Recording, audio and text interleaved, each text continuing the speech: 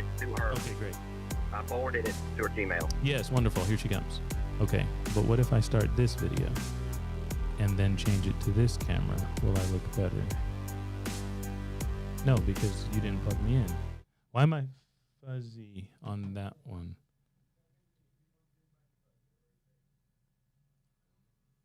But they're seeing me fuzzy. No, don't treat me like Jonah. I'm cool with it, but I've never been fuzzy. Sorry. But there's only... Oh, YouTube. And people aren't on YouTube. They're not on YouTube. Okay, welcome. So as you can see in here, ladies and gentlemen, this is a fly by the seat of our Ask Me Anything that we do weekly here. So welcome. Good to see you guys on here. Hopefully the Taunton family, welcome. First time they're joining us on a group call. And Monica, what's up? Hope you're well out there. Hopefully you all can see and hear me. Wait, Monica. No, Monica. I can hear you fine. Great. Thank you. Have we already met, Monica? No. We've never met you before. Oh, this is the first time. Okay, very good. I think because of who we have on here, I'm going to do more of a basic experience than normal. So this is very good because I know where the Tauntons are in their quest. And Monica, if this is the first time you're kind of seeing things, let me pull some stuff up on the screen for you guys. Okay. Yeah, that's why it's also...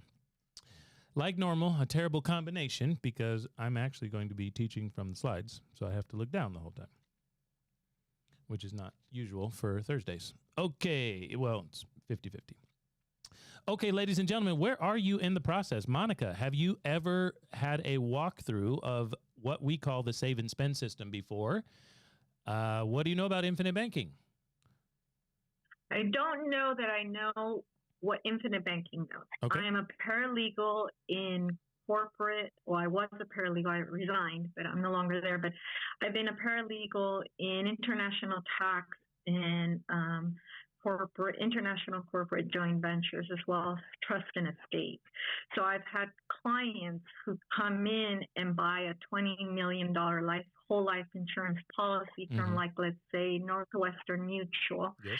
And then from there, turn around and borrow money, to purchase properties. And then they have annual premiums in the millions for X number of years, and the premiums decrease as the whole life insurance policy increases in value. So something like that is what I'm aware of. I tried buying whole life insurance at one point. Maybe I was in the 20s. And it was like $800. And I was a single mom, so I said, no, I'm just going to do term for now, and I didn't do it. Currently, I'm getting ready to get married, so that's why this is important to me. Congratulations. Okay, so now that you're in your 30s, you're getting married. Love it. But in 20s, you weren't. There you go. In your 20s, you weren't wealthy yet, but... now we're working on it. Very good. Okay. Well, this is wonderful. This is wonderful that you are all here. And I'm going to share my screen, hopefully, in just 1 second. And we're going to ask and answer questions this afternoon. Wendy is joining. Oh, this is the worst day to be in this combination because now I am doing slides and I've got one screen. But all good. It's all good. Yeah, on this particular, it's not you guys. It's me. Okay, Wendy, welcome to our weekly Ask Me Anything experience, and welcome to our YouTube family out there. The Cash Compound is our YouTube channel. If you're out there, you can ask me anything. What we do is we walk people through a little bit differently on this one. Normally, we have several different platforms going on at the same time. We might go live on Insta or TikTok, as well as maybe once or twice, it's been Facebook as well. So we're live in a lot of places, and people can ask us these questions about what's going on. But since I know that I've got some newer folks who are going to have great questions once I show them the ropes, I will get slides up. If you're on our Zoom experience family, you're going to see slides. So I'm going to pull those up. So if you're on YouTube, do your best to follow along and just ask me questions. Okay, what I'm going to walk you guys through today is some of the elements around what we call the save and spend system. And the save and spend system is going to teach Wendy out there and the Taunton family and Monica how to actually save and spend their money at the exact same time. You have a wedding to pay for, cars to buy, debt to get out of, whatever it might be, saving for college for the kids. And I'm going to show you how to keep your money and do it at the same time. Buy your college tuition, right? And all that type of stuff. Now, I'm probably a little bit more conservative than what I see right now happening on some of these big college campuses, ladies and gentlemen. So if you're sending your kids to these college campuses to just protest the whole time and not study, well, then keep the money. But that's a whole nother story. Okay. I'm in Greenville, South Carolina, and in the northwest corner of the state. And we help people for the last 7 years with this process here at the Cash Compound. I'm going to put a few things on the screen once again, and I'm going to reference them for our Zoom audience. So if you're on YouTube, you can ask me anything about what is this product or the process. As Monica was saying a few minutes ago, what is the process around this? Because I understand some elements of the product, but what is this process and how can we do it to be able to finance purchases in our lives? So what I'm going to first show you, before I show you exactly in the next hour how to save and spend money at the exact same time, I'm going to bring up one of our classic examples of a financing project. Okay? Everybody on Zoom, can you see that I'm going to give you $50,000 in the bank? Monica, you seem to be ready to go in front of your machine. Would you mind being my guinea pig and keep talking to me a little bit and represent everybody? Okay. Very good. Okay, so I'm going to give you and spot you $50,000. You can see that this is a car purchase example. We want to finance a car, okay, in this particular example. We got a wedding coming up, but we're going to need a new ride as well, I guess. So you have saved $50,000 in the bank, traditional regular bank account. I'll be the banker for you. For the Taunton family, I'm the banker for Monica. You dropped $50,000 in my bank. You've saved up to buy a $50,000 car, and you don't want payments. You've got enough cash, okay? Your car is going to be able to be taken care of. Monica, what type of car are we buying for $50,000? What do you want? What's your dream car? A Mercedes-Benz GLE. Let's go. Okay, very good. Well, I'm glad I'm not marrying you. Sounds like you got some good taste. All right. So at my bank, I know interest rates are going up, but historically, for the last 20 years, we have seen nothing like 4%. There's a lot of online banks that are doing this now. Obviously, things are creeping back up. But Wells Fargo has been paying me 0.15%, right? Nothing. My bank has 4% growth on it. Hopefully, everybody locks in on this. This is very important for you to realize. Now, Monica comes into the bank, and she sees the teller, Wendy, her friend there. Mindy, I'm sorry. I always do that. I don't always do that. I do that sometimes, Mindy, but I apologize. She sees Mindy at the counter. She starts chatting, and she says, hey, I want to withdraw my money. I'm going to go buy a Mercedes today. You know, the nice ones. She's like, oh, cool. Let me get it for you. And I'm the banker, and the banker slides around the corner from my office, and I say, hey, good to see you, Monica. You're Mindy's friend. Yeah, okay, cool. From California? Yeah, okay, very good. What are you doing? You getting rid of your great checking account here? 4%? She's like, no, it's not about that, but I do need to buy a car today. It's a Mercedes. I'm excited. No payments, no payments. And I said, no. Let me go get the paperwork. I'm going to draw you up something good here, and why don't you borrow $50,000 from me? Borrow $50,000 from me. It's going to be a great deal. And hold on, let me get the paperwork. I'll be right back. Now, what is the question? Not a trick question. What's the question that you have at this point, Monica? Everyone has the same question. I'm a banker. I just told you I'd loan you $50,000. What's the question that I did not answer yet? What are you charging me? Of to course. Borrow those 50,000? Yes, of course. What are you charging me? Hold on. I know you're not in this for charity. What are you going to charge me? I say, oh, yeah, sorry about that. It's a great deal. We got a great rate right now. I'm going to get the paperwork. I'll be right back. It's 6%. Hold on. I'll be right back. Mm-hmm. Now, here's the question. I see you with a furrowed brow, or you look at me sideways or funny, because on the wall it says you can earn 4%. You know that's what you're getting in your checking account. And I just told you have to borrow money from me at 6. So I say, oh, don't worry, everybody. You'll come out on top. Don't worry, you'll come out ahead. It'll be great. Don't worry about the numbers. Am I telling you the truth? Do you feel that I'm an honest banker when I say that? No. No. Okay, she says no. She came into my bank and she insulted me. She said, "No, you're not telling the truth. Can I ask you why, just to make sure?" And we have some people who can't see the screen. Why did you say I was not an honest banker? Because of the numbers. Why are you saying that? You're going to charge me 2% over what I can earn. Got it. You're losing 2. I'm earning 4, she says. I'm paying 6. I'm losing 2. Okay, now if you don't mind, Monica, what we're going to do is we're going to do the math. There's 4 numbers on the screen, and 2 of them are the same number. Surely we can do this math. Now, I went to high school in South Carolina. When I graduated, we were 49th in the country. All right? Where'd you go to high school, Monica? Chula Vista High School in California. Yep, Chula Vista. San Diego, California. Got it. Oh, yeah. No, I know that area a little bit. I have a cousin there, and I moved from California to here. So I know a little bit. And Sherry out there, Sherry knows a few things about education in South Carolina. She's pretty passionate about it as well. Okay, so 49th in the country, and I say, hey, we can figure out this math, all right? Because she just called me dishonest in the middle of my own bank. I'm upset. And I say, okay, well, we need to come up with a term, 72 months. That's normal for car buying, right? We've all had a car note out there and see people with 6-year notes. That's normal. Okay? So that means at 6%, $50,000, the payment is going to be $828.64. Everybody with me? This seems normal. This is the way people buy cars, right? Every day. Mm-hmm. All right. 72 months later, you have paid me that amount of money back because I loaned you $50 today. You drove off the lot with a new Mercedes. That's what I'm trying to get you to do. That's going to be a future value of $59,662. You paid me back the principal, $50,000. You paid interest, $9,662, right? Mm-hmm. Yeah, right. That's normal. Okay. Remember, I have to say some of these numbers a lot because I have people on social, so they can't see it. Okay.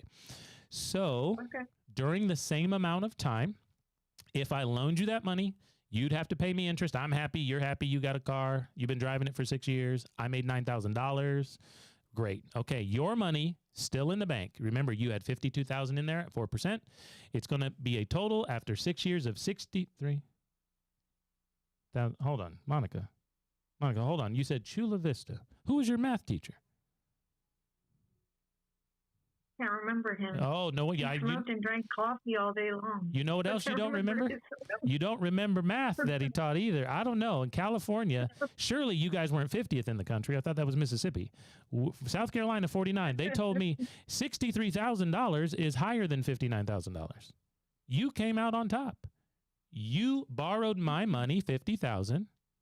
You also paid for it. $9,600 is what I made in interest. But you have $63,000 and a Mercedes. It's 6 years old. So I want to know, what did you miss in high school math other than the smell of that man's coffee breath? And I want an apology because you called me dishonest in the middle of my bank. But you came out on top by $4,000. Right. So here's what we need to understand, ladies and gentlemen. Tanya, what's up out there on YouTube? I'll get to that question here in a second. Okay, what we need to realize, ladies and gentlemen, is that we were constantly compounding. Monica, we were always earning money, and it never stopped, constantly compounding, and we've been paying down a decreasing balance. And as we paid down a decreasing balance, while we were looking at comparing a constantly compounding, uninterrupted compound interest account, we win. I won because I was the banker. I made $9,600. You got the car, but you still have all the money. Now, Monica, riddle me this. Pretty simple, not a trick. If you withdrew, Mindy gave you all your money, you withdrew your $50,000 to buy a car, then how much money would you have had 72 months later if you took all your money out to buy the car? Nothing. Nothing. Well, my way seems a lot better. I would have, I would have spent it. I would have bought a car, maybe not a car. There you go, right? You'd have to replace the money, right? Yeah. I mean, or else there'd be nothing in there. This is a big deal. Yeah. Hopefully you guys see this, okay? Big deal. It's going to come back to us a little bit later. I'm going to go through a few things less in depth than I normally do, but I want to ask one more time on anybody who's here. Wendy, wherever you are out there, throw it in the chat. I would love to talk to you if you can, and unmute. Sherry or Rob, ask questions anytime. I'm going to say this. I'm going to move over to a YouTube question that I have. But what if your money was earning at 5% and you had to borrow money at 10%? Would you come out on top? And the answer is yes. You still would. There's a lot of times I'm going to pose to you about this idea of infinite banking and utilizing the system that I'm about to bring up for you for your own financing that you'd probably not recognize because you and I both got this question wrong originally. If we're earning at 4 and we have to pay off loans at 6, we thought we were losing 2. But that's not how math works. Math says if you're earning 5 and you have to pay at 10, you still win. Big idea, big deal. Okay? Tuck that away. We're going to go on to our next topic here in a few seconds. But Tanya on YouTube says, I would like my granddaughter to start infinite banking. She's 18. Can she do that? Yes. Okay. So when we're utilizing these types of life insurance policies, I think everybody here knows that we're utilizing whole life insurance policies from a mutual company for banking, and I just showed you a banking example for this car purchase. We can start that as young as 2 weeks old. 2 weeks old. So your granddaughter can totally do it. You can own a policy on her. Everyone knows. I start saying infinite banking and everybody loses their mind and forgets things because you could always have bought a Gerber policy on her, right? That's life insurance. Everybody remembers that, right? Grandmas out there and great-grandmas, they've always been buying Gerber policies on kids. Yes, 100%. So you have to be at least 2 weeks old, and I think we all hit that threshold at this point to be able to have a life insurance policy.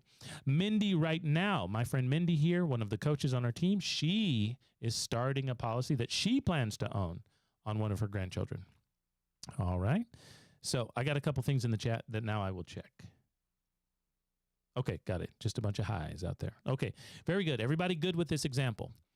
Monica, let me ask you one more time. One more time. Monica, if you're earning, or I'm earning, or Mindy's earning 4% uninterrupted compound interest, and we have to pay loans off at 6%, will we win? Yes. Love it. Okay, let's move on. She got it. Okay, here's another idea that I'm going to get into before I go to straight to banking. I want to go to banking after this. Monica, I'm going to give you $1 this time. Okay, I have to dock your pay from $50,000 because you got it wrong earlier. I'm going to give you $1. See if you can get this one right.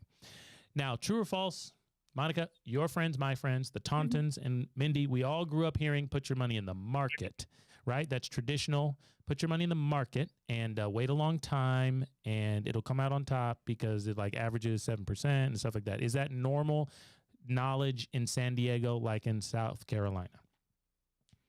Yeah. Yeah, everybody does it, right? Okay. Everybody's doing it, not us. We're smarter than that. We're learning, but that's what everybody's taught. Okay. Now, is it true that the market is sometimes up, sometimes down, sometimes flat? And I don't know about you, but I have no idea when it's going up, down, or staying flat. I'm right there with you. Yeah. I agree. I got no clue. Okay, very good. So let's put $1 in the market for 2 years, okay? Me and you, we're going to put $1 in the market for 2 years. And in the first year, we don't do so well, okay? Bear market, as they say, we lose 10%. Monica, how much money do we have at the end of year one? 90 cents. Of course, 90 cents. Not hard. Very good. We have 90 cents. We hope things go better the next year. And guess what? They do. We gain 10%. Whew, very good. In year 2, we gain 10% back. How much money do we have now? $1. We don't. We had a new... We have less than $1. Yes, that's the drawdown effect. Ladies and gentlemen, I got this wrong too, Monica. I'm telling you, I'm not smarter than you. Okay. We had a new principal balance of 90 cents. Right. So what's 10% of 90? We gained 9 cents more. That's right. You got it, ladies and gentlemen. The drawdown effect. If you can see my screen out there, I know my Zoom family can.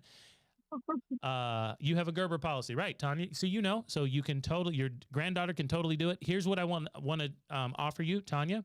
I'm doing a semi one right now. This is a normal, regular group coaching session that we do, AMAs on Thursday in the studio with whoever wants to join and pre-register. But privately, we do a lot of family banking calls, okay? The Family Financial Forum.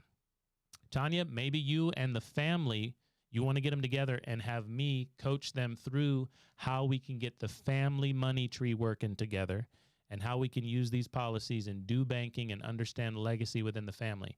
I've done a big handful of them in the last 2 months where families of 3 to 5 to 12-ish people have gotten on the same Zoom. I'll record it for you and walk your family through how we're going to save and spend money at the same time. Okay, so let's do it. You hit me up if you want to do that. Hit the DMs, the chat, put it in wherever, and we'll find you and we'll get that set up. Okay, we're learning over here, and we're reminded that if we lose 10%, we have got to gain 11.1% to break even. That's a big deal because true or false, I'll ask you again, Monica, isn't it true that most of the time your friends are saying things like, well, I average this amount, but even if we, yes, but if we lose 10 and gain 10, okay, our average, we wouldn't realize that the average here, if we lose 10 and we gain 10, how do we find the average? We add the numbers together and we divide by 2. Divide them by them. Yeah, divide by 2. Okay, so let's do this one right here. Let's do this one right here. So if we have, I'm going to give you $2 this time, okay? Even though you got my last one wrong, again, $1. I'm going to give you $2, okay? I give you $2, and in the first year, we lose 50%. What do we have at the end of the year? $1. Of course, $1. Okay. Then in the second year, we have 100% return. Okay, so we go back to $2. So there, yes, that's the whole point of the slide, right? We go back to $2. We lost 50, but we have to double it to go back, and we're back to $2. But what's the average? That's the question. So let's add these numbers together. Okay, coffee breath, high school math, negative 50 plus 100.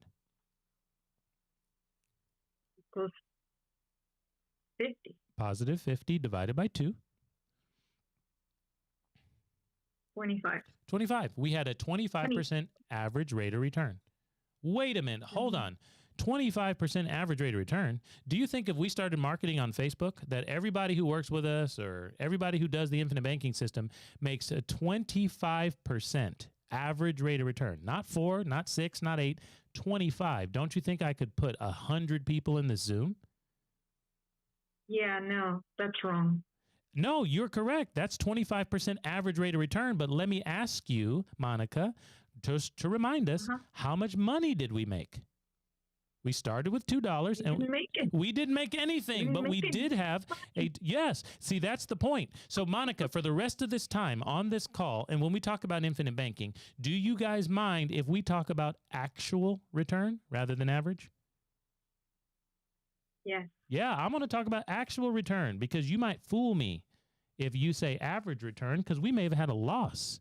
And the loss has to factor in. And the loss in this case is 50 points less than the gain, and we didn't make any money. You would throw me off if I wasn't doing my math, if I wasn't paying attention.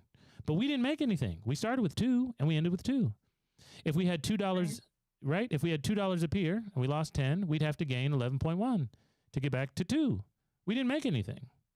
That's the drawdown effect. And Monica told us that in California, and I think in all the sea to shining sea in South Carolina, the market goes down sometimes. But everyone wants to talk about the average. And I'm like, I don't know if I want to talk about the average because when it goes down, I'm losing. And over the course of 2 years, if we lock up our money for 2 years, I have a question now. Aren't there taxes during those 2 years?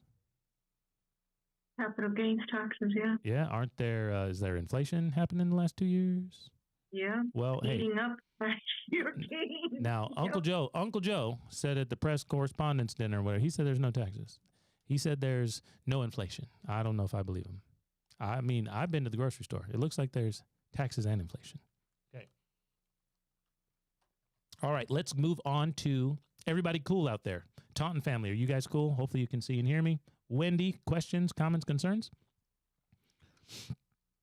All good. Okay, very good. We're going to go straight on to this idea of banking, if you guys don't mind.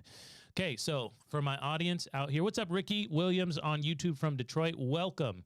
Each and every Thursday, we go live, 3:30 Eastern time, with what we call Ask Me Anything. You are free to ask me anything. This is a group coaching session, but if you register for this and jump on our Zooms, today we have slides. About 1 out of every 2 or 3 times we're actually doing slides. You have to be on our Zoom registered to see those slides. So appreciate you being here. Ask your questions, and we'll help you where we can. But we're taking a look at one of our classic examples here that is called the bank, how banks work slide. Okay, the how banks work slide. We're going to put some money in the bank here, and this time I'm going to spot you $100,000. Okay, we tried 50,000. She ended up getting the first question wrong. We tried $1. She got the question wrong. We tried $2. She did a lot better. Now I'm going to give her 100,000. Okay, the reason I've just pointed out we had different amounts of money is because when it comes to banking, when it comes to cash flow, when it comes to compound interest, it doesn't matter the number. It matters if you understand the principle of what's going on. $100,000 works a lot like $1 if you know what's going on, and then you just plug in the right number for you. Does everybody understand that? It's a big thing when we're about to talk about infinite banking in particular. Everybody wants to know, oh, what number should I do then? And I'm like, didn't I just show you 4 different numbers? You can use any number you like. So I'm going to use $100,000 because Monica and Wendy last year, we all made $100,000. And didn't we all put that money in the bank? We even had our friends at our birthday parties, and when we won money at bingo, and our grandma for our birthday, and our boss direct deposit, all of the money went in the bank, didn't it? That's normal. Sea to shining sea. The money goes in the bank. I'll be the banker again. $100,000 goes in the bank. The Tauntons are working it all over the Southeast, and the money goes in the bank first. They don't even see it. Okay, now I owe them 4%. Okay, that's one of the perks of putting money in my bank is you get interest. So the question is, put it in the chat if you can. If anybody's out there and they can put it in the chat, is the money that all these folks, all of us, direct deposit, birthday parties, birthday presents, dropped off in the bank, is it an asset or a liability to me, the bank, at this time? What would you say? See if I can get a chat out of anybody. Even on YouTube. We drop off money at the bank. They're going to owe us some interest here. Is it an asset or a liability to the bank? All right, Monica says asset. Mindy says liability. Ooh, opposing views. All right. We got the Republicans and the Democrats. I don't know which is which, but with these two ladies. But okay, in my way I talk about it, at this point, it'd be a liability for me at the bank because now I owe you $4,000. I owe you money. And if the definition, Robert Kiyosaki's definition, is asset puts money into your pocket and a liability takes money out, well, I owe you $4,000. So here's the question. What does the bank do with the deposits? Because the deposits are liabilities to the bank, and now they owe services and debit cards and online checking and whatever. What do? All right. 7H3C says on YouTube, a liability. Yes, I say liability. They have to invest above their liability costs. Right. Actually, the word is lend at a bank. The bank lends money. You guys with me? They don't invest in opportunities. They lend it out, and we owe them a bunch of interest. Just like the car example. That is called lending. The banks are in the business of lending, okay? Everybody's with me on this. This works from sea to shining sea, like I said. Everyone knows this. But now we're going to think about how banks work, because we are always thinking about how consumers work. But how does the bank work? It loans out the money. Now, has everybody on this call borrowed money from a bank for a house? Yes, that's normal. Everybody on your street has done this, yes? Well, whose money did you get? The depositor's money. That's the money in the bank. The depositor's money, they write it out to you in loans, give you a bunch of paperwork, and they put a spread charge on it, right? 7%, a simple way to show spread. They make you pay them payments. So is the loan an asset or a liability to the bank? It's in... Oh, I'll drum roll it. Seems like I got a couple typers out there. Again? It is an asset. They're going to get paid on that. They're going to get interest, right? But you've now given the money to the seller of the house, right? You've given it to Sherry, okay? She's selling houses like crazy out here in the upper northwest corner of South Carolina. That's what she does. And she's going to put the money back in the bank. That money just went right back to where it came from. Maybe the same branch. Maybe the same day. Isn't that crazy? The bank just got another deposit, but you owe them money for 15, 30 years. And they got the money back, and it's a deposit that they're going to ship out again. It's a liability to them. They're going to ship it right back out. Have you ever borrowed money from the bank for cars? Didn't we just look at that? Don't we all do that? Yes. Now we owe them payments. We are going to give that money to the car dealer, and they're going to put the money right back in the banking system. Maybe the same branch. Maybe the same day. It's going to come out again for home remodels, right? Remember during COVID and all the kids were stuck at home? You're like, yikes, I got to build a back deck, send these kids outside. This is ridiculous, right? And then we're going to give that money to our contractors and our subs and all our friends who are doing the remodels. They're going to put the money back in the banking system. What about credit cards? Isn't it the same thing? The little debt consolidation, put the money on credit cards, and they can charge lots of interest on credit cards because they don't know what you're going to spend it on. Does everybody understand what's going on here and who is in control of the money? Who's in control of the money flow in our town or in San Diego? Bank. The bank is in control. Whose money did the bank use the whole time? Everyone else's. Everyone else's money. They didn't use their money, but now they're going to make money. Let's talk about it. They did a spread here. They made 3. They did a spread here because they moved the money again. It doesn't sit around. They keep it moving. They made 4. They did a spread here, did another deal. They made 5. And at the end of the year, they got 8 on this one. Added up, 3 plus 4 plus 5 plus 8 is 20% on your money and my money while we made 4. The bank did not use their money. The bank did not lose control. And because it was our money and they put an interest rate on it that made sense, the bank took very little risk. That seems like a great business model. What if you, Monica, could use other people's money to do deals all around town and get all of the payments, and you don't have to use your money or have risk? Wouldn't that be cool? Don't you think? Would love it. Yes. It would be. You could make a lot of money. The bank doesn't buy cars. The bank does not remodel your house. They just got the loan done, so they're going to make all the money. Okay, so how much more percent did the bank make, 20, than you made, 4, on your own money? What do you say? How much more percent does the bank make on your money, 20%, than on your money, 4? 16. Oh, Wendy, so close. Wendy, where'd you go to high school? Mississippi? No. That was hurtful. That was hurtful. I don't know. Elevator. Hey, you guys, if you're going to play along with me and learn about banking, we're going to have a little bit of fun. I have been in a lot of financial conversations, and I didn't understand what was going on, so I didn't know what to do. So what I'm trying to point up here in this particular example is that I wasn't smarter than you, because I said 16 when I saw this information. But let's look at the actual dollars.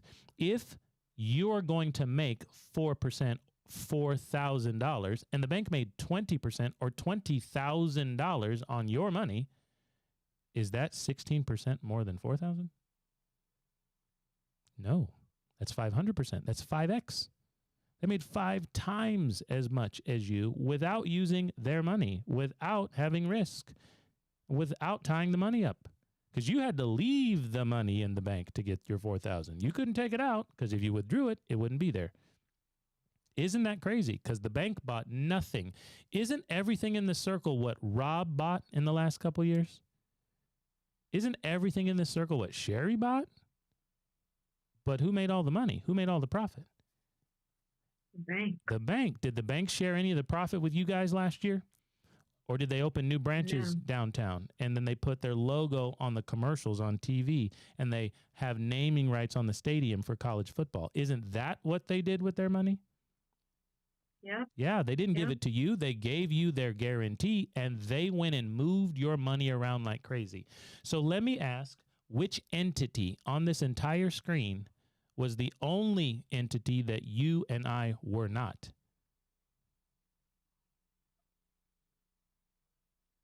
Is that a good question? The only thing that you bought all the stuff, it was your money that was moving, but you didn't make any of the profit because you weren't the bank. So can I show you how to use dividend paying whole life insurance so you can just be the bank, use all your money, take no risk, grow your wealth, and keep buying all the same things? You've bought all these things before. Did you make 500% when you bought your last house? Did you make 500% when you bought your last car? Nope. No. Okay, let's get into some numbers, okay? I like to go straight to the numbers at this point. Oh, no. I can't go straight to the numbers. I got to go to my flagship idea, my cups. Okay, especially for my newbies out here. Wendy, have we met before? Do I know you? No, we have not. Okay, well, Wendy, where are you from? And glad you're here. And I'm sure it's not Mississippi, so I'm sorry if you were offended. No, I'm not easily offended, so I'm here to learn not to be offended. So Yes, I'm originally from Alexandria, Virginia. Oh, my wife's from Arlington. Very good. Yes, ma'am. Mm-hmm. Okay, so if I can use you for this next example, it'll take 2 or 3 minutes. I'm going to walk you through what we're looking at. Okay, but just bear with me on just 1 or 2 questions here to start off with. The 3-cup setup is going to show us, I think everybody here probably got invited and realizes that I'm talking about a life insurance product of all crazy things that you can be the bank with. Now, when I first heard that 10 years ago, Wendy, I was like, time out. I mean, I don't want to die. I thought we were talking about buying cars and getting wealthy, and now you want to kill me. Like, why are we talking about life insurance? What does that have to do with anything? Plus, I was a cash guy. Dave Ramsey told me if I bought whole life insurance, I go straight to hell. I was like, I'm going to die and go to hell? I thought I was going to get rich. What happened? I don't want to be punished eternally for doing it. What are we talking about? Well, the reason we're going to utilize whole life insurance as a banking system is because it already works, and the wealthiest people and families and banks have been doing this for over 150 years in our country. It's not on trial. I didn't make it up. I was born in 84. So I mean, I didn't come up with it. It's already been here. So I'm going to walk through this product because we already know how powerful banking is. I think Wendy just saw how powerful banking was. And let's make sure we understand this product, and let's just combine them. If we use this product for banking, we buy all the same stuff and keep control and don't take risk, can we make all the profit? And I think I'm going to help you understand it. So, Wendy, you have car insurance, phone insurance, and fire insurance right now, don't you? Yes, I do. Okay, we all do. Okay, now when you pay the bill, what's that called? It's on the screen somewhere. When you pay the bill for those other insurances, what is it called? The premium? Premium. Okay, yeah, very good. Of course. Premium, that's what we give the insurance company, and it buys what? How do you describe what it buys for you? When you pay your bill, you now have bought what from them?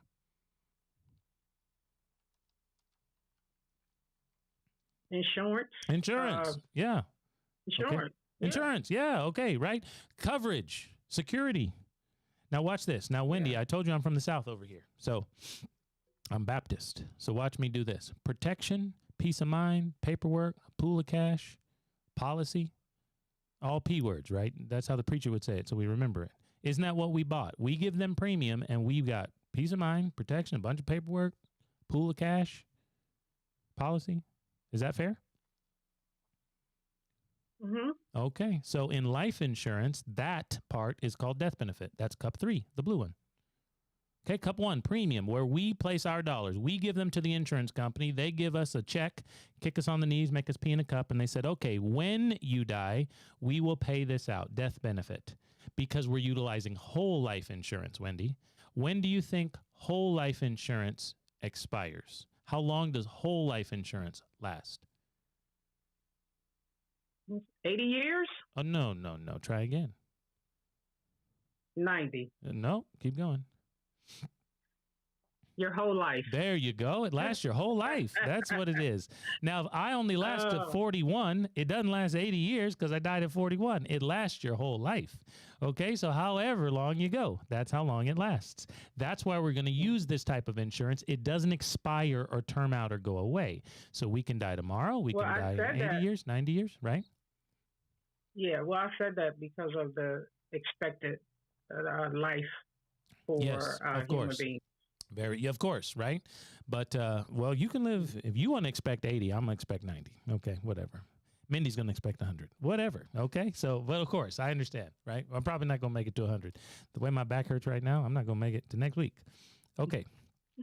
So, death benefit must be paid out. Big deal. It's a guaranteed contract. It's whole life insurance. Okay. And because it's guaranteed, we just bought it. Our pennies bought their dollars. There is an ever increasing pool of equity that we can get to. Wendy, do you have a house payment? Do you have a house? Yes. Every time you pay the premium, you keep calling it a mortgage payment, don't you? But it's really a premium because you haven't paid for all of the house yet. Don't you have more equity? Yes. Yes. Now you realize that I'm not showing you something I made up. You know what this is. You know how this works. You bought the whole house at the closing table, but you didn't pay for it, did you, Wendy? You just paid premium. And every time you pay premium, 15, 30 years or whatever, if you're creative, it may be a different number, but 15 years mortgage, 30 years mortgage, you pay off more of the house and it becomes equity, right? Correct. Now, that's exactly like whole life insurance. The cash value cup 2, the green one in the middle, is how much leverage you got so far on the total benefit that you bought. How to get the total benefit that you bought? Die. How to use the leverage and equity? Call them and just go get it. There's no paperwork to fill out or credit check. They owe your family the whole tub. Cash value is how much equity you got. Does everybody understand what this is? Big deal. Yes. Cash value is the liquid leverageable equity. Let me talk about the other cups. Death benefit must pay out to your friends, family, church, and charity. It's called your beneficiaries. You get to pick them. I don't care who it is, but it'll come out to them income tax free, federal income tax free. Okay? Second, your premiums bought the whole thing. Your premiums are what it costs to have their money. That's what we buy when we buy insurance, someone else's money. In car insurance, phone insurance, and fire insurance, we hope they don't have to pay it. We hope we don't actually crash our car. But in life insurance, it's inevitable. We have to die. It's not an if, it's a when. And so we have an ever-increasing pool of dollars because our dollars are safe, secure. They're still compounding. There is guaranteed compounded growth on our dollars in whole life insurance. And they make these two cups go up because if we put our money premium inside the red cup, it buys more of their money. That's what it's buying, their money. Cash value is the equity of the death benefit. So equity has to rise to reach the face amount over time. Everybody with me? So why don't we leverage it? Okay, now, Monica, here's the thing. We've got this great flowing pool of money, but we have things to buy. Remember that wheel? We have cars and houses and stuff to buy. So if we can save our money and spend someone else's and borrow and use OPM, other people's money, why don't we do it? If we take out cash value from our policy and use it for stuff, how much money that we put in the system stopped growing, came out, was withdrawn or lost? It doesn't. It doesn't. We didn't mess with it. We borrowed the equity from the death benefit. Big deal. So let's borrow some money and do a deal with Mindy. Mindy, can we do a deal with you? Some of us are real estate creatives out here, and you've got a deal for us, and we hope we have enough cash value to get in the deal. How much do you need?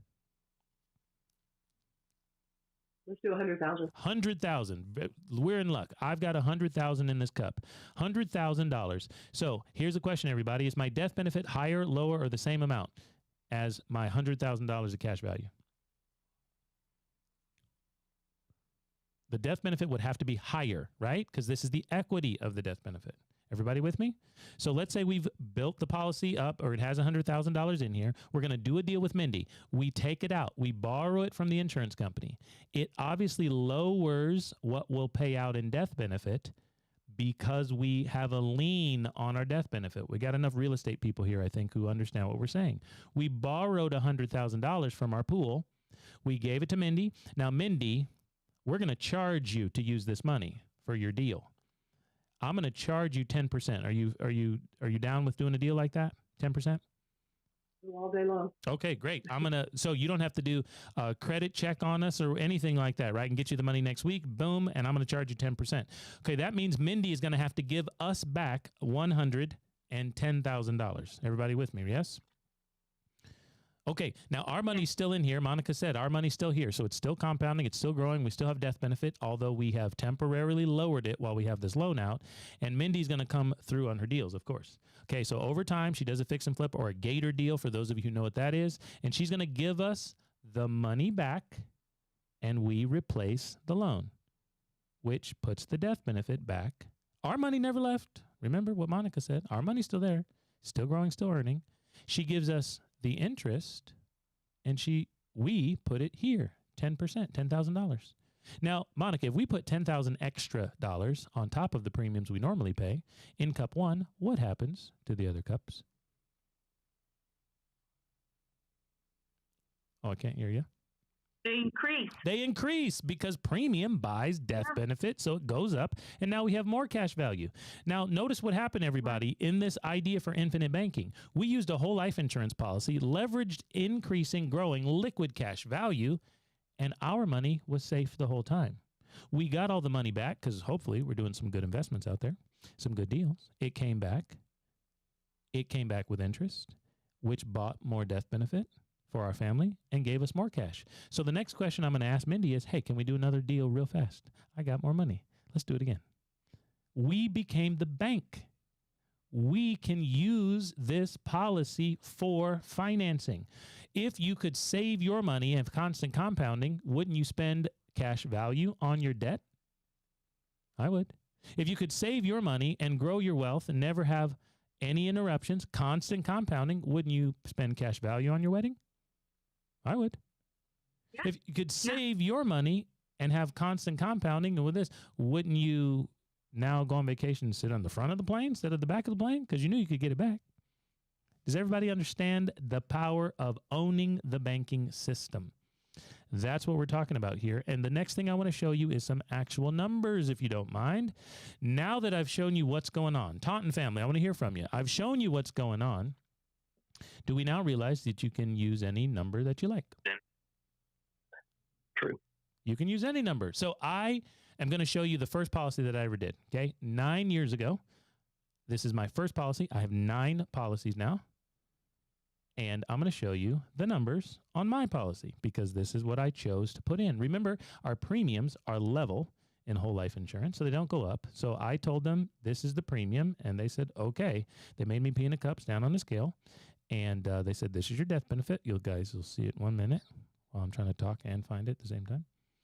And I said and engineered the cash value, green cup, on purpose, right? It was built on purpose so we could leverage money from it. That is a custom design. We do that for people and set up policies so there's cash value to use right away. You can use it, you can lose it, you can abuse it. You can do whatever you want with it, but my suggestion is that you save your money and you spend someone else's. And now you know how and where to do that. Okay, coming close to showing you some numbers on my first policy. We're going to look at the illustration page in just 1 second. It's where the insurance company illustrates or gives us the values year after year. But how many on this call have heard the term pay yourself first? Isn't that a pretty normal thing? We've all heard it. We all want to do it. We all think we're doing it. Didn't I just show you where you actually can do it for the first time? Yeah. Because I have friends on this call, I won't name them, but they're married. And they have told me recently that they have put their money all sorts of places all over town. And I wonder if they think, before knowing this, right? Just making fun of everybody, they've been paying themselves. Meanwhile, their money is locked up somewhere. They're hoping they're earning compound interest, and in many cases they probably are. But are the people that they gave the money to, do they have it sitting around, or do they move it all over town and they make the money? Rob, you can tell me. I saw you unmute for a second. They move it. They move it like crazy. That's the only reason the Taunton family, I'd let the cat out of the bag. That's the only reason the Taunton family would get any growth, because the people they gave it to moved it all over town. If they left it in the drawer at the bank, it wouldn't make any money. So what if the Taunton family decided they wanted to control and move the money themselves? They could make the 500%. So now we're going to marry the idea of banking with the 3-cup setup and a life insurance policy and look at my actual numbers from a policy. Okay, I was 32 9 years ago, and I told the insurance company I'd give them $10,000.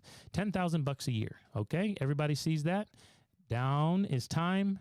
Here is my premium red cup. Everybody understand? I decided to give them that amount of money. You might want to give them $100,000. You might want to give them $1 million. I had $10,000. And so that's what I said I'd give them. Notice that the premium does not rise. Whole life insurance premiums are level. You pick the number, and what does premium buy, everybody?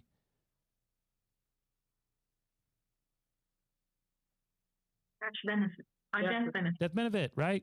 Policy, paperwork, peace of mind. This is what it buys. Death benefit. Well, I peed in a cup for them.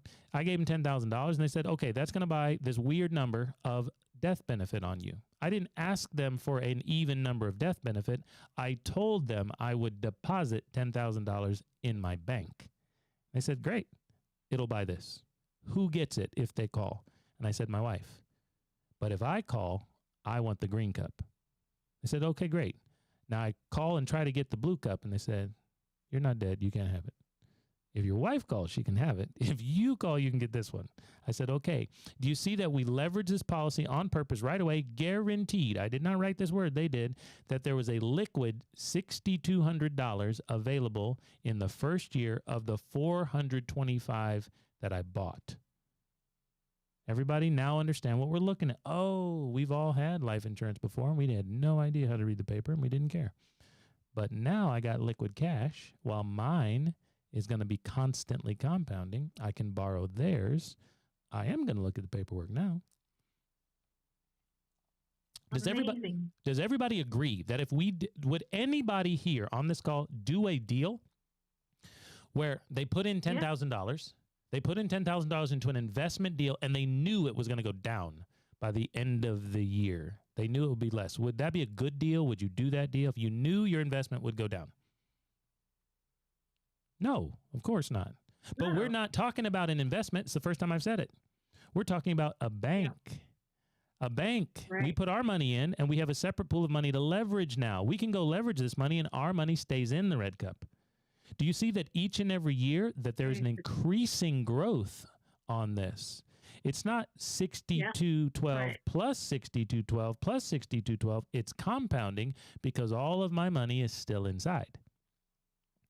So when I give them money, it buys more death benefit. All of us on here probably have seen or talked about or have life insurance, regular kind. The death benefit doesn't rise on that other kind that you've already got, does it? We're talking about a custom design policy on purpose that keeps getting bigger. It appreciates like our real estate automatically.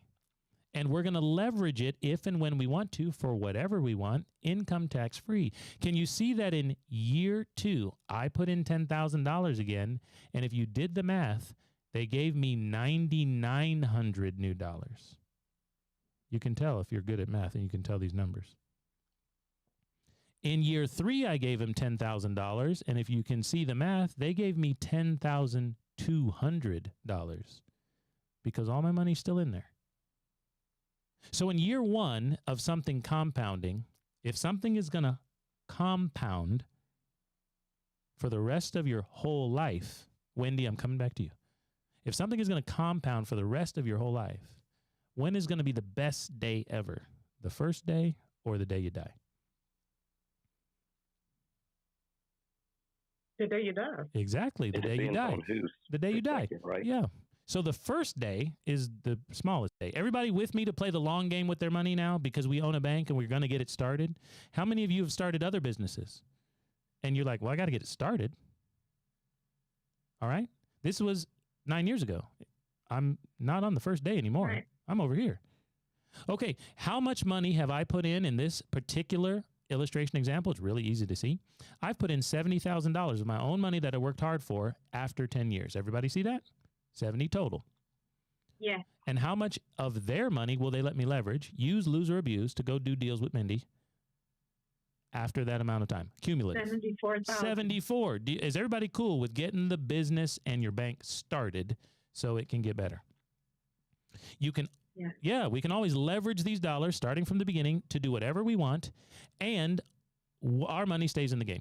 Now, in year 11, how much money did I put in this policy in year 11? Not total, but in year 11, how much did I put in? I worked hard for it. 4,000. 4,000. Okay, very good. How much money did they give me? Can we ballpark it? I already had 74. Now I have 80, but I only gave them 4. So how much did they give me? Guaranteed new money. 6? $6,000. Does anybody on this call have a problem with having a guaranteed contract where if you deposit $4,000 in this bank account, it'll turn into $6,000 income tax-free money that you can use without even disturbing your compounding? Does anybody have a problem with that? Yeah, me either. No. I don't have any problem with that. Now, what if they pay dividends? Remember I said we're going to use a dividend-paying policy from a mutual company. So on the right side, you can see non-guaranteed, because all the companies that we use and we set up policies with have dividends, profits from the company annually, because they don't have any stockholders. There's no shareholders. There's no stockholders. The bank didn't give you the profits. Remember last year? They didn't give you the profits. But at a mutual insurance company, they don't have owners. They have policy owners. So they take the dividends from all their lines of business and they give them to the whole life people. And they're so good at it, 100 years in a row, never missed any company. They'll put it on the paper for you. They'll say it's non-guaranteed. But this company in particular, it's like 120 years straight. They've never missed. And the dividends are getting bigger because they keep going back on top of my premium. Everything that goes in the red cup makes the thing bigger. You can see that the death benefit on the right-hand side keeps going up because they keep putting dividends on it for us. Is everybody with me? So now I have more and more money to leverage all the time, and I can stop spending my money at the pump or at the private school for my kids or in the investments. My money's safe and sound, but it's compounding, and I leverage the pool from my bank. So if I decide that I'm going to do a deal with Mindy, I have $70,000 to do a deal with you. Do you have anything out there we can fix or flip or whatever for $70,000?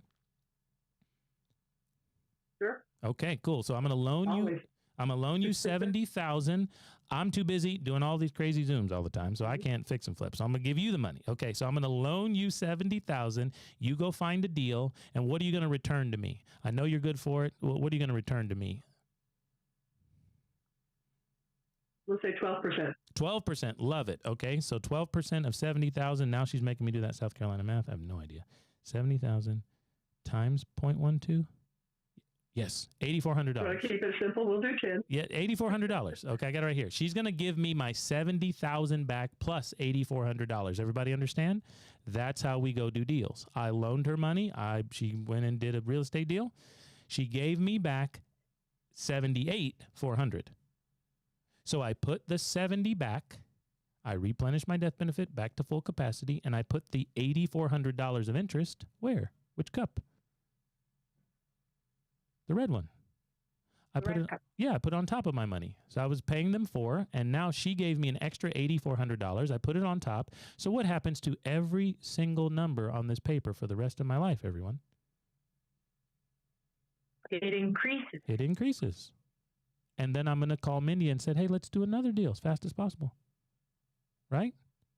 It just keeps working like a bank. I make all of the profit because I stop losing the interest. There's no leaks and holes in the bucket. And here's what's crazy, ladies and gentlemen, is there's always been leaks and holes in your bucket, and you didn't know because you didn't think about being the bank. You didn't realize how profitable being in the banking business was. And now you know how to do it. Did everybody on the call, I'm here to answer questions. Did everybody on the call understand how they can save and spend money at the exact same time? Yes. Cool. Does everybody think that being in the banking business, I don't know what you do for work. Rob, I'm not exactly sure what you do for work, man, but do you think you should keep doing a good job in your work and also own your own banking business? I agree with that 100%.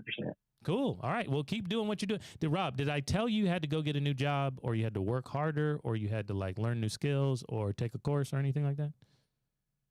Not yet. Not yet. Okay. Did I tell you that you had to take on crazy risk or lock up your money until you're 65 or anything like that? No, sir. No, not at all. See, banking is always happening in Rob's life. I showed him how to control it. Now, Rob, do you agree that if something is compounding, and you saw in my guaranteed paperwork, it was always going to get better, even if we didn't loan it out to Mindy for a deal? True. Okay, cool. So when should you have actually started this process, Rob? Oh, a long time ago. A long time ago. Rob gets it. Cool. All right. Because now I'm best friends with your wife, Sherry. She's in the UCREA group with me. I met her for lunch and everything. We've been hanging out. We were hoping Rob was going to understand. Very good. Okay. Well, sometimes she lets me have some money. We'll say it again.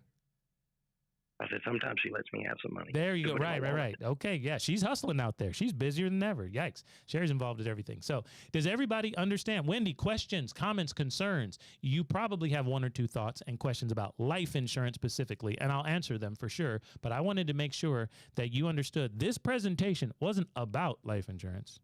It was about banking. We're just going to use the right type of life insurance to do it. Right? You with me? You agree? Okay. Did I say you have to invest your money somewhere where it might go up, might go down? You might lose it. Did I ever say that? Nope. Didn't say that either. Okay. Question from our YouTube family out there while you guys think on Zoom. With infinite banking, how do you balance paying your normal bills with making deposits to the premium? Do you only deposit to the premium what you would have normally set aside in savings anyway? Great question, NEZ. That's how I started. So we just saw an example on our Zoom family right here. We just saw an example of the first policy that I started, and the premium was $10,000. 2016 is when I started this policy. I made more money than $10,000 in 2016. Yes. But that's all I saved and kept. I'm not sure if I made $100,000 that year. I don't think I did.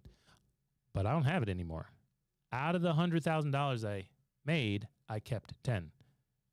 That was how much I could save, because I still had to buy diapers, and I still had to go to the grocery store, and I still had other bills. So you pick the premium you want to do, and you are correct. We could take a loan with my particular example. I know you may not have seen it, but you may have heard it. My particular example, and the way we set up the policy, there was about $6,000 of my first 10 premium. There's about $6,000 that was usable, leverage, cash value. So that's all I had.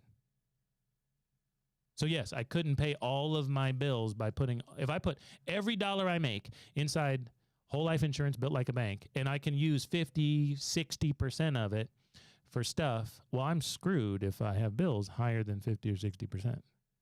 So we need to stagger and build more policies and more branches to our bank, because we are going to have to get them started. The way you asked the question is great. I love it, because a lot of folks take, well, what can you save? And they say, oh, well, I guess I can save about this, or I know how much I can save, or I put my savings in this account. And I go, well, do you think that's the best place to put your savings? Then they go, oh, light bulb. My savings goes right here. And I said, yes, your savings goes here. And we're going to start fixing and flipping some real estate deals. Half of us on here do real estate. I don't know what you do. And then I was like, okay, I'll keep making some profits on that. And eventually I'll be able to get all my dollars inside policies. You guys got it? All right. Good question out there. Let me know if I answered what you were asking. Good question. Okay. Wendy, what's the difference between infinite banking and IUL? Infinite banking is what you do. IUL is a thing you can buy. Wendy, stick with me. I'm going to answer you the question you're really asking, but the question you did ask has to do with something you do and something you can have. Those are different things. We are going to do infinite banking, and we're going to use whole life, the thing, to do it with. IUL is a thing. It's not something you do. Whole life is a thing. It's not something you do. Infinite banking is something we do. The best thing to do infinite banking with is whole life insurance. from a mutual company that pays dividends. And here's the reasons. Wendy, you tell me if this makes sense, because you obviously know something. Shout it back at me so I don't go off on too many tangents, because this can be a long answer if I'm not answering your question. You've heard that indexed universal life insurance is great for infinite banking. You can leverage the money. It has upside potential in the market. It's a great retirement tool. Is that what you've heard? Somewhat, and you don't lose market because it's pegged to. You don't lose money because it's pegged to the market. And I mean, if the market is in a bullish market, you probably won't get the entire percentage of that market. And I've heard that it is capped at a certain percentage. Uh-huh. And so with infinite banking, I mean, you get the dividends, but the example no. Infinite banking is what you do, not what you buy. I'm saying whole life. Infinite banking is what you do. So be careful with that. Okay. IUL is something you can buy. Okay. Whole life is something you can buy. Infinite banking is something you can do. Don't mix them. Okay. Okay, keep going. Sorry. That's why I asked you the question. What's the difference? I mean, whether you're doing it or buying it. No. What I'm saying is Wendy, what I'm trying to say, apologize, is you can buy an IUL and you can buy whole life. Can you do infinite banking with these things? Because there's things you buy. Okay. I don't know. Buying a basketball is not the same thing as shooting it. You're saying, hey, I want to shoot free throws. And I'm saying, great. Should I shoot free throws with a basketball or a football? That's what I'm saying. Okay, we want to shoot. Which one's better to shoot with? Because a basketball and a football are things. Okay? And I'm trying to say, here's why you'd like to use a basketball to shoot with and not a football. That's what I'm saying. Okay? Infinite banking is not something you can buy. It's something you can do. And the reason you want to do it with whole life is this. Let's go back to the 3-cup setup because it's a great question that I can answer with the visuals. Okay? Hopefully I still have it up. I do. Great. Okay. And I totally follow all the things that you said about index universal life. Okay. Whole life insurance is guaranteed to grow in cash flow. I say that all the time. Guaranteed to grow and cash flow. Hopefully you can see my mouse. This is the guaranteed cup. Guarantees there's growth on the premiums. It guarantees that the premiums do not rise. Okay. It buys a big pool of money. It's guaranteed to cash flow it right here. Guaranteed to grow and cash flow. It rhymes. I'm Baptist. All that stuff. Okay. Index universal life is not guaranteed to grow and cash flow. Already, without me addressing the things you specifically said, it's not guaranteed to grow and cash flow. So if I just told you that and didn't explain, which one do you want to use for infinite banking so far? Yeah, of course. Yeah, this one. Okay. So let me help you understand. I'll go through each one. Guaranteed premiums. The cost of insurance rises in IUL. Okay, here's your premium. If you can see my hands, I don't know where I am for you. You can see my hands. This is really important. Here's the premium that you're paying for IUL. Here's how much it costs each year. It's on the chassis called annual renewable term. Annual renewable term. These are not trick words. Annual, every year. Renewable, it re-ups. Term. Term costs more every year because you're closer to dying. So what happens when you get too old and the policy costs more than you're paying? It has to cannibalize itself and eat the cash value equity. You're going to lose equity because it has to pay for it, or you're going to have to pay for it. But aren't you old and you don't want to work at Walmart? Isn't this the time where you're supposed to be using the money? But now it's eating its own money because the cost of the policy is rising. In whole life insurance, I told you one of the guarantees is fixed costs. Premiums don't rise. Kind of like your house payment. Premiums don't rise. Got it? That's number one of like 10 things. You ready? Okay. If it rises, the cost of the premium rises and you don't pay for it, if there's not enough cash value, it goes away. Death benefit disappears. It is not guaranteed anymore. I hope you don't get too old. So many people utilizing IUL are talking about it. They're like, yeah, I want to use it in retirement. And I was like, great. I hope you retire, go for 5 or 6 years and then die. Because if you go too long, it's going to disappear. Like, I hope you die early. And they're like, oh, well, I don't want to die early. And I was like, then you don't want that product. Okay, here's another thing. Let's talk about the market. You mentioned that. So cash value, okay, there is no guarantees on the growth. It's exposed to the index. Now, the index is a market thing. Me and Monica were talking about markets earlier. Sometimes they're up, sometimes they're down, and sometimes they don't do anything, right?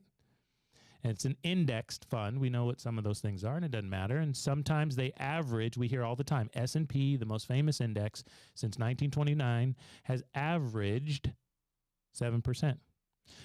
I have a question for you. Would you like to keep talking about average? I thought it was 8 to 10. Great. I'll say it's 11. Would you like to talk about average or would you like to talk about actual? You remember? Of course, actual. Actual. So don't bring it. It doesn't matter if it's 8 to 10. It could be 11 because that isn't actual. That's average. So I have a question for you. If you have a 10% year and you have a 0% year or negative because you know there's a floor, right? Let's say there's a 0% floor and you can't go backward in your cash value. You cannot go backward. There's a 0% floor. If you have a 10% year and a 0% year back to back, what's the average? 10%. You have a 0% year and you have a 10% year. What's the average? 5%. 5%. Okay. Now, here's what's important about the paperwork. I just showed you whole life insurance paperwork. In an IUL, they'll give you the paperwork and they'll say the average is 5. Every year, the average is 5. But I have a question for Wendy and Rob. If you actually had a 10 and a 0, the average is 5. But are the numbers right on the paper? If you had a 10 and a 0, are the numbers they gave you on the paper correct? They'd be much lower. They'd have to be lower because you had a 0. Average is correct, 5, but it's not actual. We talked about that. Big deal. Because in an IUL illustration, they give you average returns. In whole life insurance, the word was guarantee. I pointed at it. It's not connected to the market. They just give it to you. It's liquid. It's growing. But average is not the same thing. They're guessing what the market might do, and they might say the average is 5 or 6 or 8 to 10 or 11. That's not actual. We have no idea if that money is going to actually be there because what happens in the 3 out of 10 years when the indexes are backward? That messes with the paperwork. So you better not look at the paperwork and decide this is what you'll have. We have no clue if we'll have that. Also, in IULs, there's a bunch of surrender charges. You can get around them. It's not a big thing that I normally harp on. I'm not mad at an IUL, but surrender charges. We cannot use money in the first year or second or third or fourth. They charge you to get to the cash value up to 15 years. Whole life insurance, it was liquid equity. We saw it on the paper. If you want to get to surrender value, they'll even call it something different. Surrender value, cash value can be thought of as the same thing, but in IUL, a lot of times they'll say surrender value. You can't get to it without charges for 15 years. So now we know average is not actual, and that has a problem with IULs because they're going to show you on the paper, 6% every year. That's not how the market actually works. Okay. Once you get too old, it costs more than the premiums on the paper. The cost is rising, even though your premiums may not be. If you don't pay the difference once it passes that, aka when you reach 70 years old, 72, the cost is going to be too much for the paper that you're seeing. It has to eat its own cash value, or you have to pay for it to stay in force.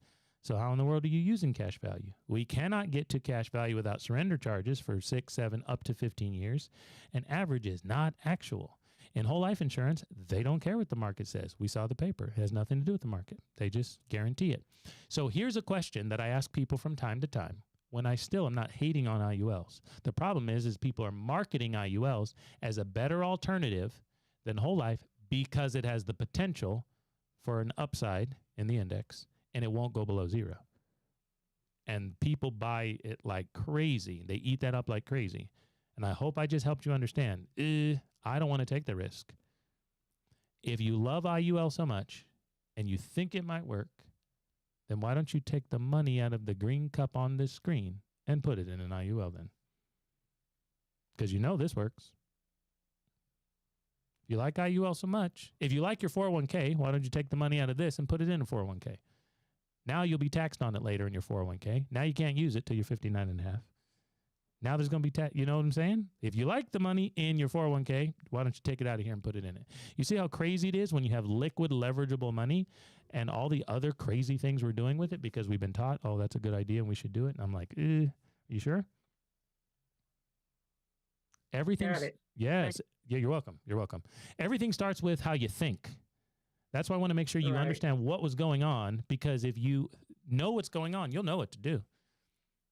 So here's a question for Sherry. Miss Sherry out there. If there was a place where, Miss Sherry, you could save your money, it was guaranteed to grow in cash flow for all the traveling you and Rob are going to do in the next couple of years, all the philanthropic work you want to do all over Spartanburg, it was going to buy you a legacy for the 3 kids. Guaranteed, income tax free, won't expire or go away. It'll always be rising.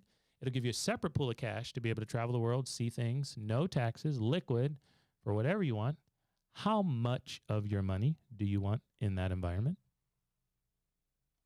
All of it. I think you guys get it, but be careful. You just told an insurance salesman that you want all of your money in insurance. You got to be careful, because I'll go, okay, right? Real Outside of what I got to pay for bills, I got to live. Yes, you got to live. So you got to come up with that number. What is it you want to put in? My friend over here, NEZ. Is there time frames when you need to wait for when trying to pull cash value from the policy? It's liquid. If there's cash value in the green cup 2, you can get to it. Okay. Would it be possible to start as small as you said? Sure. Only depositing your savings money for a couple of years. Sure. You can pick your premiums. Okay. You pick the premiums. Premiums are level. They don't go up, but you need to pick them and realize they're consistent, right? If you tell me you want to do $12,000 a year in premium, I'll say, great. And I'll ask, do you want to do $1,000 every month, or you just want to do $12,000 all at once? I don't care. The insurance company doesn't care. Netflix doesn't care. You can pay your Netflix annually. You can pay it monthly. They'll just break it into 12s, right? Okay. Then down the road, transition to all of my paycheck and utilizing the cash value to pay monthly bills from. Heck, that's what we do. There's one person on our team who's a coach. She's been doing this for 15 years now, and she says she runs every dollar she makes through her policies. Everything can go in now. It took a while, took a bunch of policies, some on her, some on her husband, things like that. And now all of the money that they make, they can run it through their own bank. All of it. We can't start out that way, right? Because you saw, if I put in $10,000 and I can utilize up to $6,000, well, I can't start with all my money. I got bills, right? But she says, well, over time, as it grows, if you can put in, remember in year 11, everyone, I put in 4 and they gave me 6. So eventually I'm going to be able to get all my money in there. Because if I can put in 4 and turn it into 6, I mean, I'm going to do that all the time. I mean, I'll skip church on Sunday morning to go turn 4 into 6. I mean, I'll still watch like on TV, but I won't. If I had to meet somebody, I'd probably skip. Rob, are there any pre-tax options? Yes, there are 1 or 2 pre-tax options. They have to do with corporation-owned stuff. If you have businesses, we got some possibilities there. Okay, remember, these dollars are unqualified. It's called non-qualified. Qualified plans, taxes. Non-qualified money, insurance. If we put dollars in here, it disappears from Uncle Sam's program. So there are a few options. Basically, it has to do with how your businesses are set up and how you want to do them in business, putting them on your business partners, husband and wife couples, buying it for your employees. There are some pre-tax options, right? If you do it like that. Can you put the policy into a trust? Of course. A trust can own a car. A trust can own life insurance. Yep. Your business can own a life insurance policy. Your business can own a table or a computer. Yes. Do you have to set it up that way day one? No. You own it. It's a private thing. You can put it into your trust or put it into your business after it starts. You own it. You control it. If your kids start acting a fool, you can take them off the beneficiary list. You own it. Okay? 1, 2 pieces of paper. We help everybody with that. Okay. Mimi out there on YouTube says, is interest paid monthly or yearly? The interest we talked about, there's more than one interest going on. The interest we're earning is paid annually, but if we are paying monthly, we're going to see cash value growth every month. Does everybody get that? They pay us our guaranteed interest and dividends annually, but if we're paying monthly, we're going to see more cash value all the time. Second, If we borrow money, they're charging us. I have a question for everybody, especially my Zoom family. When we borrow money from a third party, they charge interest. And in the case of the insurance company, they're going to charge interest if we borrow. Here's my question. If we are borrowing their cash values from our policy at 6% and they're paying us constant compounding 4%, is everybody still cool with it? Ah, Monica says she's cool with it now. Monica's really okay with paying 6% on loans if she's earning 4 nonstop. Yes, I'm cool with it. We know we're going to win. And on top of that, we're going to loan it out to Mindy for 10%.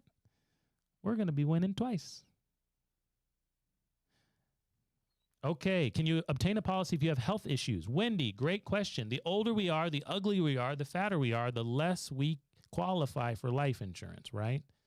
I'm with you. It is life insurance. We got to step on the scale and pee in a cup. Ask the Tauntons. They've had a time. Okay? Yes, we can still have a policy because if I'm too old, fat, and ugly, I'll put it on my kids. They're beautiful. You don't have to be the body, Wendy. Remember earlier, we're going to buy them on the grandkids? You may not qualify. Insurance companies don't like DUIs. They don't like previous felonies. They don't like defibrillators. They don't like all sorts of stuff. So if they don't like you, I love you, God loves you. But if they don't like you, well, then let's put it on a family member or a healthier business partner or a child. No big deal. Still yours, still your money. It'll keep going as a great gift for that family member when you're gone and don't need the money anymore. But the policy will keep going because it's not on you. Great question. All right. What length do you have to commit to a premium amount for? I'm going to answer your question, then I'm going to qualify it. I won't make fun of you until I answer it first. Okay. 10 years. You've got to commit to premium for 10 years. Now, I have a question. In my 11th year of the policy, everybody on Zoom, I put in 4,000. Did they give me more than 4,000? And did they give me more than year 9? And then if I put it in year 10 and year 11, year 12, didn't they give me more and more money every year? Okay, well, my friend on YouTube is asking, maybe they're asking, they didn't ask exactly. Hey, when can I stop? My question for you is, why am I stopping? Why would I stop doing that? If I can give somebody 4 and they're going to give me 6, and then next year I give them 4 and they give me 6.5, like, why would I stop that? Something to think about. You can stop. We'll help you do that. We, most of the time, depending on your age and some other things you may tell us as we custom set it up for you, we're not going to pre-decide for you when you should stop. You can go to your goofy financial advisor to ask questions like that. We're going to say, I'm pretty sure you're going to have no problem giving them 4 if they're going to give you more than 4. Okay? So you can go until you die. You can cap it. You can decide on the fly throughout your years. We don't like to predetermine when you should stop because if we predetermine it in the paperwork, we can't change it once you get there. What's the maximum premium? Don't you worry, you can't hit it. I've only heard of like 2 or 3 people being able to hit it. Maximum premium. There is no maximum premium. There's a maximum amount of death benefit you're worth. Okay, so if you drive a $50,000 Mercedes, can you get $1 million auto policy on it? No, it's only worth $50,000. There is a maximum amount you can have on yourself, not a maximum amount of premium you can put in. Hopefully, we'll talk about that as we go through. Is it not a set thing? Let me see the question again. What? I got 11 grands. Oh, Tanya, well, it's time to give your grandkids the gifts of a lifetime. We need to start putting policies on those kids. All the kids in the house, we're going to have to do them at the same time. Or else the insurance company's going to ask why you're trying to John Benet Ramsey kids, right? You got to put, if the kids are in the same house, you got to put insurance on all of them. But for your 11 grands, but 100%. You're in a position to start banks on your grandchildren. You can use the money. It's yours. You, God forbid, They pass before you, but of course you want the death benefit and the family's going to want the death benefit. If you do not pass before them, you just knocked out the smallest years of growth, and then you can give it to them at high school graduation. Say, here you go. Here's your gift. Money forever. Teach them how to use it. Right? This may be a later question. Are there different strategies or chronologically gifted folks? Or would you just need to put more cash in initially? Rob, what? That is, I've never gotten that question. Wendy, what's he asking? Chronologically. Oh, age. Chronologically gifted folks. Got it. Took me a second. Rob, see, Rob's got some humor. I'm looking forward to meeting Rob. Okay. If you're I grew up in Alabama. Ah, that's why. Okay, he was right there. He was 48. And we were very thankful. We were very thankful for Mississippi. Yes, got it. Okay, very good. Okay, chronologically gifted folks. Remember, the older you are, if you give the insurance company $50,000 for premium, and I give them $50,000 for premium, who gets the higher death benefit? Will it be the same? Yours. Me, I'm younger than you, I'm guessing, right? So my death benefit will be higher. We both gave him 50, but the cash value, nobody cares about cash, how old you are. Doesn't matter if you're buying cars, buying land, doing deals with Mindy, going to Spinks, and getting gas. Cash is cash. Doesn't care how old you are. Okay? So if you are too old to do this, the threshold is more like 72. So you're fine. The threshold is about 72, where it's going to break down. I can't build it for you right. Then we put it on the kids. Still your money, still your policy, put it on someone else. Got it? Yes, sir. Okay, Tanya's got 11 grandchildren. Tanya may not qualify. Tanya may have the neck, the back, the sugar, the ankle, the corona, whatever. She may not qualify, but her grandkids are probably fine. Put it on them. Okay, NEZ, what is the advantage of multiple policies? Would it be better for me and my wife to go together on a premium or work on separate ones? So first off, remember, at the core, this is actually life insurance. Several of you are asking good life insurance questions, NEZ. Okay, so remember that if you decide to put a policy and pool all your funds on one person, what happens if your wife dies and the policy was on you? Now you don't have any death benefit. Remember, this is still life insurance. There is no difference between deciding to say, let's do in banking. In banking, there's no difference to say, let's put 50,000, let's put 20, I have $50,000. Let's put 25,000 on one, 25,000 on the other. But now you're both protected, right? You are going to die. Now the other person is going to collect death benefit when they die. Okay. It doesn't really make sense to decide to pool it together because you think it works better. Don't worry about that. I would make sure family members are covered. We can help you with that when we have our one-on-one calls. By the way, one-on-one calls. If you do not have a call scheduled with me, if you got invited here, especially by Mindy, make sure you let us know. I'm not going to call you, even though your number's on the screen, everybody who my sub 2 family out there. Okay, I'm not going to call you unless you ask me to. And if we do, we're going to talk about this. Okay, we'll help you understand. We'll put your significant other on the phone. We'll do a Zoom call, whatever. We're going to help you save and spend money. Start the infinite banking process. But I'm not going to bother you. And it doesn't cost any money for setup. You just pick your premiums when we're ready. Okay. So the reason I have multiple policies, the first half of your question, is because premium doesn't change. My premiums on my first policy, $10,000, they don't change. Now I make more than $100,000. I have more family members. I would like to put the money in more policies because I can't put $50,000 inside a policy that was built for 10. So I need more policies. No problem. I got more kids. Got it? So that's why I have a branch of my bank over here, branch of my bank over here, branch on my bank on all the kids, on my wife. Yes, we're authorized to do banking all across the states. Everywhere Uncle Joe can touch, we can do banking policies. Justin Trudeau can't touch that. Uncle Joe, yes. Justin Trudeau, no. You can do this in Canada as well. We'll send you to friends. We have some friends in Canada. You can still do this in Canada. It's the only last 2 countries you can do this, but we can't do it up there. Are there limitations to who can receive my death benefit? No. It's kind of funny, though. It has to do state by state, okay, on your death benefit, on whether or not it'll be taxable. There are laws on that. Life insurance is a state law thing, state regulated thing. There's a Department of Insurance. So if you leave the money to certain entities, they may have to pay taxes on it. Yes.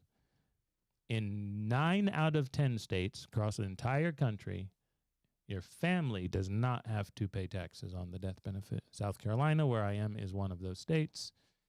Sometimes they have to pay in certain states based on certain things, or if you didn't leave it to family and you left it to other people. Sometimes, Rob was asking about your business. If you leave it to the business may have to pay taxes, or it can avoid it if you do it like this, or you don't take the deductions on your taxes while you're putting money in, yada, yada, stuff like that. Great question. Any other questions for me?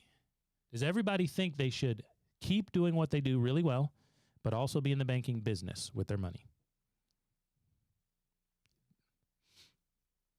Can I pick the amount of my policies? Definitely. Yep, definitely. Be in the banking business. We set them up for you, custom and complimentary. We help you pay off debt with it. We help you get started in your investing journey, not because we're going to take your money, because we show you how to use your own bank. That's what we do here at the Cash Compound.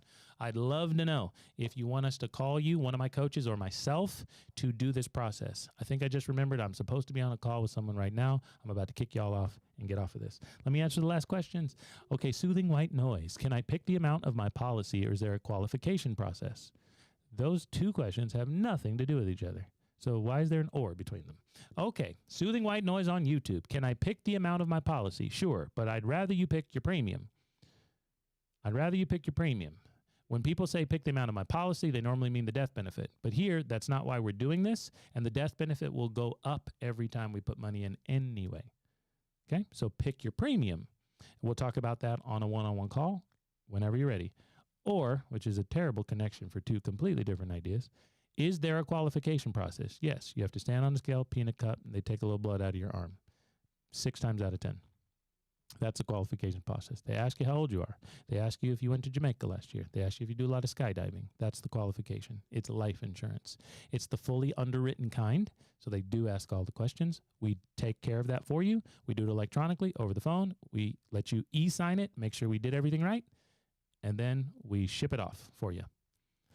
California here, but we do not intend on having children. You can leave your death benefit to your family, friends, church, or charity. So sound like you guys are friends, church, or charity people. If you don't have kids, leave it to whoever.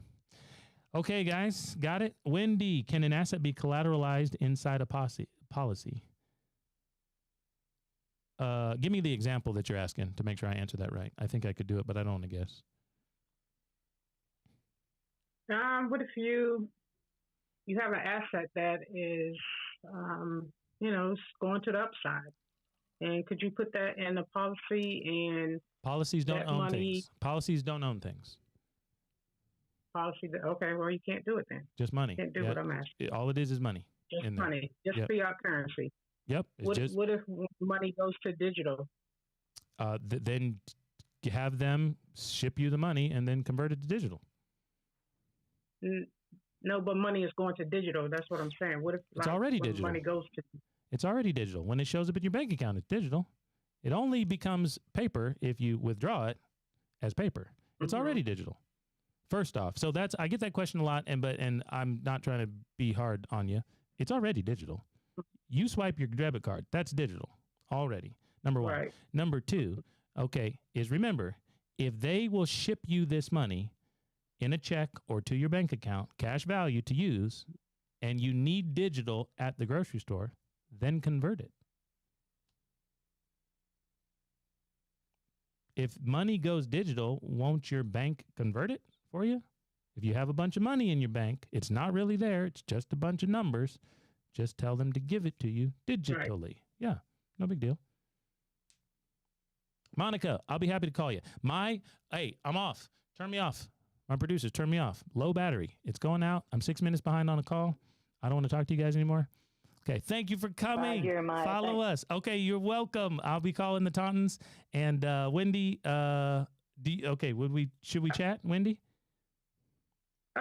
Yeah, I got a good question for you. Wonderful. Let's chat very soon. Mindy, you have Wendy's number? Did you invite Wendy? No. No, I got your name off of the Nelson Nash. Oh, you did? Okay. Will you email that? My I'll get phone in number's there. touch. You can text that email that's on the Nelson Nash site.